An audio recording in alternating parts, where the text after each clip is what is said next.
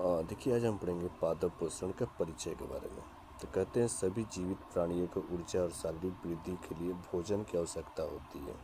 जैसे कि पौधे हो गए, पोषण की वह प्रक्रिया है जिसके द्वारा अपना भोजन स्वयं बनाते हैं या अन्य स्रोतों से प्राप्त करते हैं और पादप पोषण कहलाते हैं। इसको आसान भाषा में समझते हैं तो पोषण के आधार पर पौधे के मुख्य दो श्रेणियों में बांटा जाता है। ठीक है, एक स्वपोषी जो अपना भोजन स्वयं बनाते हैं, एक विषमपोषी जो भोजन के लिए दूसरे पर निर्भर रहते हैं। अब आते हैं प्रकाश संश्लेषण पे, यानी स्वपोषी प्रणाली इसको कहते हैं। यह पौधे में भोजन के निर्माण सबसे महत्वपूर्ण प्रक्रिया है।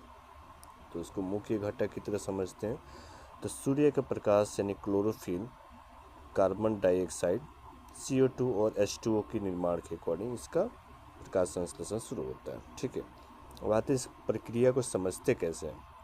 देखिए, पत्तियों में मौजूद क्लोरोफिल सूर्य की ऊर्जा को ग्रहण करता है। इस ऊर्जा का उपयोग जल और कार्बोहाइड्रेट ग्लूकोज के संश्लेषण में होता है। ठीक है, इसके समीकरण को हम समझते हैं। देखिए, CO2 प्लस CH2O और C6H12O6 प्लस CO2 होता है। ठीक है, तो देखिए यूपीएससी के जो फैक्ट आते हैं मोस्टली इसमें आते हैं प्रकाश संश्लेषण के दौरान ऑक्सीजन यानी उप उत्पादन के रूप में निकलती जो वायुमंडल के रूप में अनिवार्य है। ठीक है, अब आते हैं पादप पोषण के अन्य विधियों को विषम पोषी के माध्यम से देखते हैं। कुछ पौधे में क्लोरोफिल नहीं होता है, इसलिए वो अन्य पौधे द्वारा बनाए गए भोजन पर निर्भर करता है। तो इसको देखा जाता है परजीवी जैसे अमरबेल या दूसरे वृक्ष के पोषक तत्वों को सोखता है।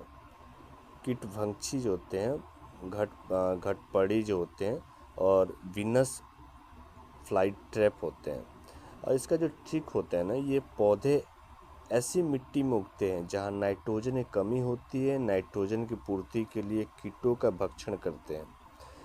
मित्रजीवी की तरह देखते हैं तो ये जैसे कवक यानी फंगी के मशरूम में ये सड़े गले कार्बनिक पदार्थ से अपना पोषण प्राप्त करते हैं। तीसरा आते हैं सहजीवी। ठीक है, इसमें दो जीव एक दूसरे के साथ रह करके आवास और पोषक तत्वों को साझा करते हैं, मतलब पोषक तत्वों को आपस में आदान प्रदान करते हैं। तो उदाहरण के लिए समझा जाए तो लाइकेन, इसमें शैवाल और कवक यानी फंगी साथ रहते हैं। शैवाल भोजन बनाता है और कवक उसे रहने की जगह जल देता है। ठीक है, चौथे पे आते हैं। देखिए, पादप पोषक तत्व की पुनः पूर्ति कब होती है। देखिए, मिट्टी से लगातार पोषक तत्व लेने के कारण नाइट्रोजन, पोटेशियम और फास्फोरस की कमी होती है।